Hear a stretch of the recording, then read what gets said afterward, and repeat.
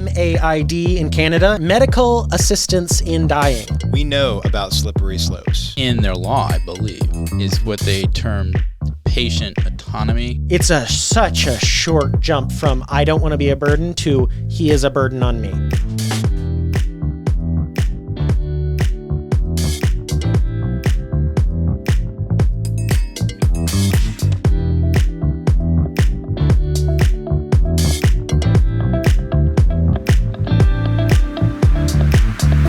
Hello, and welcome to the Pop Culture Contrarian with Thomas, Sterling, and Andrew. Hello. Hey, guys. Our episode today is going to be about MAiD in Canada, and we'll tell you what that means in just a second. But first, if you're on YouTube, hit that bell icon so you see when we upload a new video. Leave us a comment. Let us know what you think. If you want to support us, which we ask that you do, go to patriotshop.com and buy a shirt like this one that I'm wearing that says the truth will set you free, or a book, or stickers, or challenge coins. We've got all sorts of stuff. Go check it out. The best way to support us is actually to go to patriotpost.us and sign up for our free daily newsletter that comes out Monday through Friday at noon.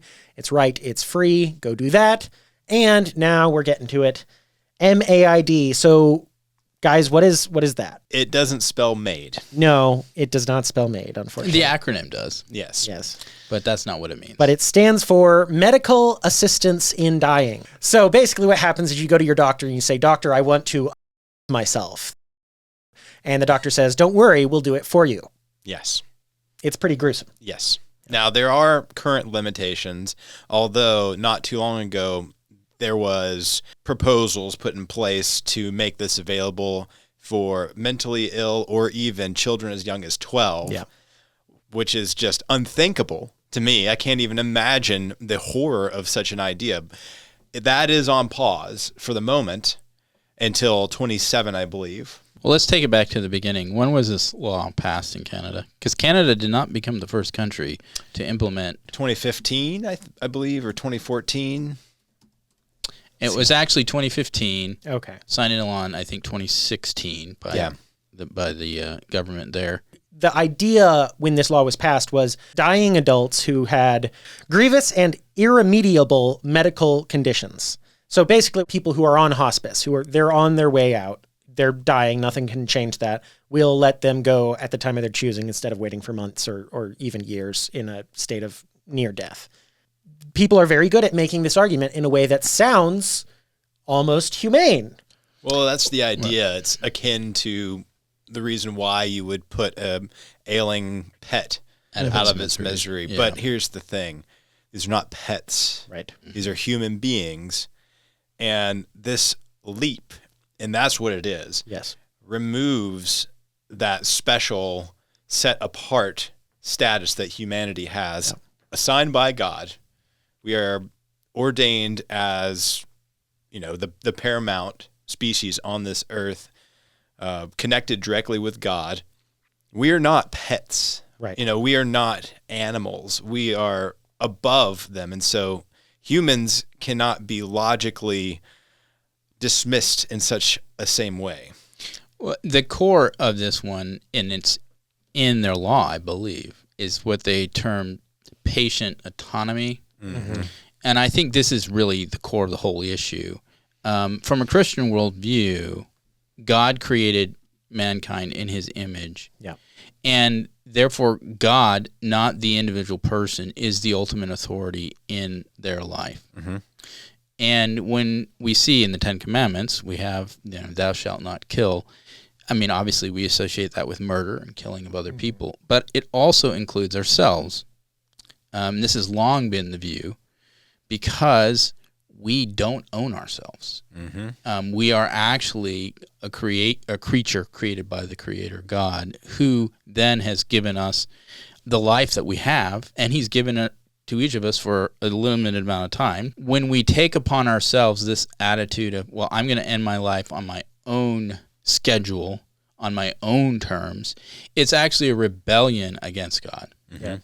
So I think from a Christian worldview, that's why this is so objectionable just on that point. Sure. That's, I think, a good exposition of the Christian point of view. But just to kind of steelman the maybe agnostic atheist position real quick, one of the most compelling arguments you hear against capital punishment for crimes, which I'm not against capital punishment for crimes. If you do certain things, I think you have earned death. But that's different than euthanasia, which is what this is. So one of the best arguments against capital punishment is you don't want the government having the right to choose to end a human's life. That's a pretty compelling argument. This is much scarier because, as we'll outline in some cases, people are choosing, quote unquote, to end their lives when they are not even cognizant of having done so and are having the drug slipped to them covertly, which is, it's incredibly, incredibly ghoulish. So from that atheistic point of view, this is scary for your just like own self-preservation. You don't want the government having this power. And we know about slippery slopes. We have seen them in all manner of subjects play out in modern Western civilization. It looks like Canada's fast becoming the textbook worst case scenario for it, according to a recent article that came out in, was it The Atlantic? The Atlantic. And that's kind of what inspired this episode. We've got more details than just from the Atlantic article, but it's a really good deep dive. We don't advise the Atlantic often, but this is a good article. Well, they did the work in the Atlantic. Actually, to their credit, doesn't try to use euphemistic terms to get around what's actually happening. They call it euthanasia. Right.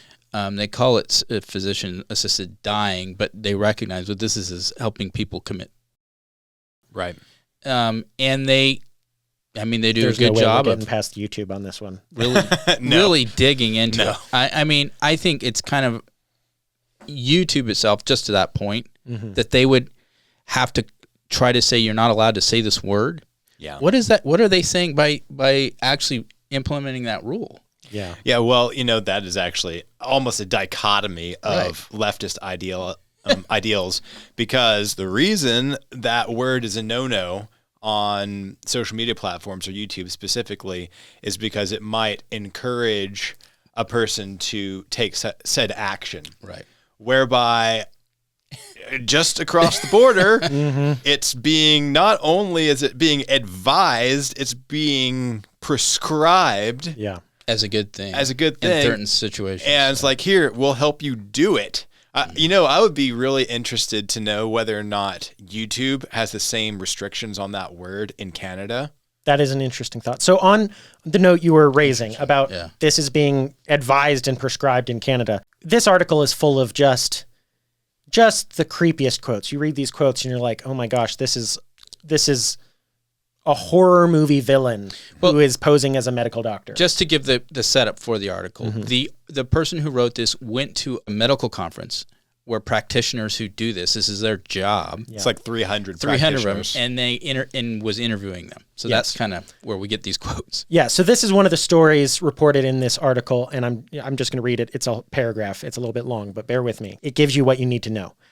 In the fall of 2022, a 49-year-old Nova Scotia woman who is physically disabled and had recently been diagnosed with breast cancer was readying for a life-saving mastectomy when a member of her surgical team began working through a list of pre-op questions about her medications. And the last time she ate, and was she familiar with medical assistance in dying? The woman said she felt suddenly and acutely aware of her body and the tissue-thin gown that wouldn't close. And she said in her own words, "It left me feeling like maybe I should be second-guessing my decision." She recalled, "It was the thing I was thinking about as I went under, when I woke up, and it was the first thought in my head." 15 months later, when the woman returned for a second mastectomy, she was again asked if she was aware of MAiD. Today, she still wonders if she were not disabled, the question would have even been asked. That sounds very much like a certain movement that happened in the 1940s. A certain regime in dealing with people who were undesirable. Yeah. Except I don't think they were asking in Germany at that time. Yeah, that's like the only difference. Yeah. To put the most positive spin on this, if somebody truly believes that this is compassionate, suffering from an illness that could kill them, and they're offering it as a possible solution, they may be thinking, I'm just trying to offer another option here for somebody who is in great pain. We're not free to believe that there's nothing after life, that there's no God, that this is all there is. People do, and in their rebellion against God and His creation, constantly, as Scripture tells us, suppress the truth. Yeah. But the unfortunate thing is, it's not over after you leave this earth. Yep. Either you're in Christ and you're entering into glory in heaven, or you're not. And then there's an eternity that you don't want to be in. Mm-hmm. And I think that, to me, is one of the things that's so disturbing about this conversation, is not that death happens. Yes, it does, because it's a consequence of sin and the fall. But that people are treating this as, oh, you just go into non-existence, it's over. So some of these doctors, some of these quotes, like I said, it's just ghoulish. This doctor was talking about how he felt after euthanizing people. He said, "It's a happy sad, right? It's really sad that you were in so much pain, the patient. It is sad that your family is racked with grief, but we're so happy that you got what you wanted." That just explain to me how that attitude is not applicable to finding someone in their apartment all by themselves hanging from the rafters. It's the same thing. It's exactly the same thing. So what you should say, if you think that about euthanasia, you should say, "I'm happy you got what you wanted," in that other circumstance, which no one should be happy about that. It's a horrible, horrible thing. In Canada, what's next? Are they going to cut off all of the help hotlines? Right. That because those are keeping people from being happy and getting what they wanted? Right. Are they going to change those instead into a different kind of help hotline where they provide them with their solution? Yeah. The state-sanctioned unaliving solution? I'll tell you this, if I was in Canada, even if I was visiting Canada and I broke my arm or something, I would get the heck out of Dodge before I went to the doctor. I had no chance am I putting myself in these people's hands. Yeah. Well, to that point, if you're a physician, the Hippocratic Oath and the whole Western view of medicine was do no harm. Mm-hmm. And so that was part of the trust between the doctor and the patient. It's literally one of the most fundamental aspects of what built the medical profession. Exactly. You are putting your very life into the hands of the doctor, the physician, to help do his best or her best to cure you of whatever is ailing you. And in this instance, it's no wonder that there are a lot of physicians in the article that were kind of like struggling to kind of rectify this new law that was now they're switching from trying to save people to literally. And on that note of most fundamental, when you say that, Sterling, that brings me to an interesting point, particularly what was decided at the Nuremberg trials. And what I see when I hear quotes like this, I see what's happening in Canada. In fact, there's another quote that I wanted to read real quick from the same article. "Once you accept that people ought to have autonomy, once you accept that life is not sacred and something that can only be taken by God, a being I don't believe in," quoting this guy, "then if you're in that work, some of us have to go forward and say, we'll do it." And this is the notion that a society creates morality. It's morality essentially is not a universal. Yeah. It is an agreement on whatever arbitrary number of people who have created a society say this is the way, and then no one else can interfere in that. Right. Well, that was the argument that the Nazis had, was put down at the Nuremberg trials, and this is why these people were brought to justice, because it was agreed there are universal human truths. They come from God, and if you violate them, it doesn't matter if your society said it was okay. It's not okay. Right. But we see this happening in Canada where they're moving in the same direction of saying we as a society have the ability to supersede universal truth. Yeah. So just a couple numbers just to show you how bad it is in Canada. Quebec, 7% of all deaths in Quebec are from euthanasia. 7%? 7%. 7%. It's the highest in the world. That is insane. It's incredible. What they're foreseeing, and you mentioned it at the beginning, about how they're pushing to have it expanded into minors can then opt for this, as well as mentally disabled. So it's on pause until 2027, and it was previously on pause until 2024, and they keep pushing it back because thankfully, I guess there's somebody who's got some moral qualms about it. Right. But currently they're set to, in 2027, start allowing people who have nothing wrong with them but a mental health issue to apply for MAiD, meaning they can walk around, they have all the total use of their body, they're physically fine, but they feel bad in their head, which, you know, I can relate to. I feel bad in my head sometimes. And they're saying, oh, if that's your problem, then yeah, we'll you. Mm-hmm. I mean, we've invested so much in the reality of mental illness, emotional distress, depression issues, et cetera, et cetera. This is like the worst way of solving those issues. Oh yeah. Yeah. The worst. Yeah. It's hands like, down. You know, yeah, maybe you just shouldn't be here anymore. That'll fix it. Yeah. One thing you might be thinking about as you hear about MAiD is it's this choice of an individual, allegedly, to end their own life with the help of a doctor. Self-autonomy. My body, my choice, which brings us to abortion. Mm-hmm. I think on one hand, it's easier maybe to see this kind of euthanasia as abhorrent, as shocking, because if, for instance, if it was one of us, Andrew was talking to me 1 minute and then a day later he's dead, you know, that would be, I would notice that intensely. But if a woman who, you know, no one knows she's pregnant goes and has an abortion, no one knows. So it's a little bit harder to see just how abhorrent that is, but really these are quite similar. Oh yeah, definitely. I mean, and you want to talk about the inconsistency with this, you know, patient autonomy.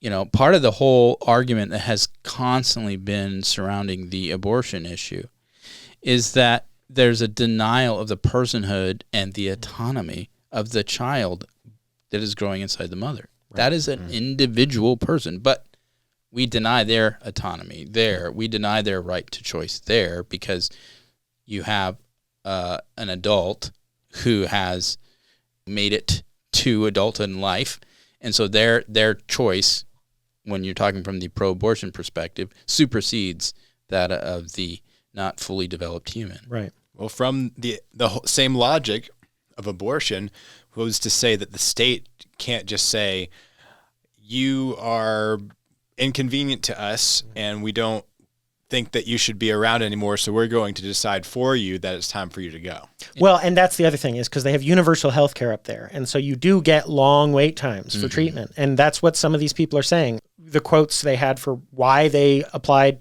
for euthanasia, MAiD, is ultimately it was not a genetic disease that took me out. It was a system. I could have had more time if I had more help. Here's another one. I didn't apply for MAiD because I wanted to be dead. I applied for MAiD on ruthless practicality. It was easier than not. That is horrifying. Yeah. So imagine a system in place that is so broken that it's not getting people who otherwise would have had the option the help that they need, and then being like, okay, we're not going to help you medically, but we're going to help you just get off the roster. Right. It'll take 2 years for you to get this medicine that's going to reduce your pain, or it'll take 3 weeks for you to pass through the MAiD process and or even have say cancer treatment. Maybe a condition that was treatable and could have bought you, who knows, 10, 12 more years, something in some cases. Oh, that's not available right now. You're too far back in line, so it's going to metastasize and take you out before we are going to be able to get you resources. So how about you do this instead? Yeah, I think I want to read one last quote, and it's maybe the most gruesome. I don't want to be a burden, is what one person said about why they applied for MAiD. It's, understand, one, no human being should ever feel like they need to kill themselves because they're being a burden on others. It's such a short jump from I don't want to be a burden to he is a burden on me. Right. It's a very short jump. And I want to actually go back to when we watched the 28 Years Later movie. Yep. There's an element of euthanasia in that movie where the mom has brain cancer and it's causing her endless pain. And you called him Dr. Death, Thomas. Euthanizes her. Yeah. Murders her. And at the time, I was a little bit thinking, well, I don't know, because the way it was presented in the story, it kind of feels they're really, really good at convincing you that this isn't some horrifying thing. It is a horrifying thing. And I just want to take the moment to say, I was absolutely wrong for even trying to defend that in that movie. It's, of course, fictional, which is different. But reading this article, I was thinking about that, and I was like, ooh, I do not want to be on that side of this issue. No. So you were right, Thomas, to make that point. Thanks, Sterling. You were right. You were right all along. Don't let it go to your head. I know. There is an element when you see pain, and the natural human instinct is to want to relieve suffering. Of course. And I think, especially medical professionals who see it way more than the rest of us, and people are treating and everything, I can see how that's a temptation of saying, this is hopeless. The best thing we can do is just if this person wasn't alive anymore. There's this. I see how some people can convince themselves of that, recognizing that God is ultimately in control. And one of the big things as a believer is that everything actually matters. Every moment, every issue that you face every day, there's actually purpose behind it, even if you don't recognize it. And I think if the Lord has allowed you to have a deadly disease that's going to eventually take you out, and you're going to have to suffer pain from it and everything like that, it's not purposeless. And the length of time that you're suffering it isn't purposeless. There's a reason behind it. And if you look to the Lord in that and rest in Him in that, even though it's not going to be fun or comfortable, there is some ultimate purpose behind that, is how you navigate it, not this just, where's the eject button? I want off. Mm-hmm. And all of us are tempted by that on all kinds of things. There's times when we're just emotionally distraught and say to ourselves, I wish I just wasn't here. Right. I mean, yes, that is a reality of living in a fallen world and being selfish, honestly. And life's tough. And life gets tough. But that doesn't give us a license to say, you know what, I'm just going to end it all. And Jesus is the ultimate example of that. Yes. Because if he was in Canada at the Garden of Gethsemane the night before the Romans came for him, he would have had that option, to go to MAiD and thank Jesus that he didn't. Mm-hmm. Yeah. And for those like the quote from the doctor that you read who doesn't believe in God, the logic of it actually is consistent. If you don't, then what he's saying is actually, sadly, from his worldview, true. There is no sanctity in life. Life has no meaning. Humans have no value, and except for what the society decides. Experience and history tell us otherwise. Yeah, history says that society can decide very bad things for large groups of people. Always remember, legal does not mean moral. Yeah. These are separate things. That's a really good point. Yeah. Okay. Well, I think touched most of the aspects of this. Just to summarize it real quick, Canada has the Medical Assistance in Dying program and is now becoming a statistically significant cause of death in certain Canadian provinces like Quebec. You said 7%? 7%. That's about 1 in 14 people. That is incredible. Western countries like Canada already are suffering from not having enough births. Yeah. And now you're inflating the number of deaths.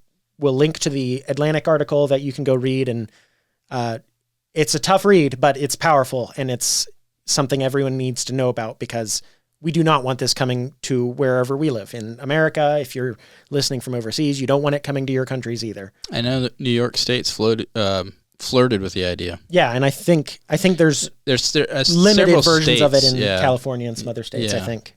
We are the Pop Culture Contrarians. We'll be back next week with another episode. Go subscribe at patriotpost.us to our free daily newsletter. It's right and it's free. It's the oldest conservative news digest on the web, and we'll see you later. Bye. Bye. See ya.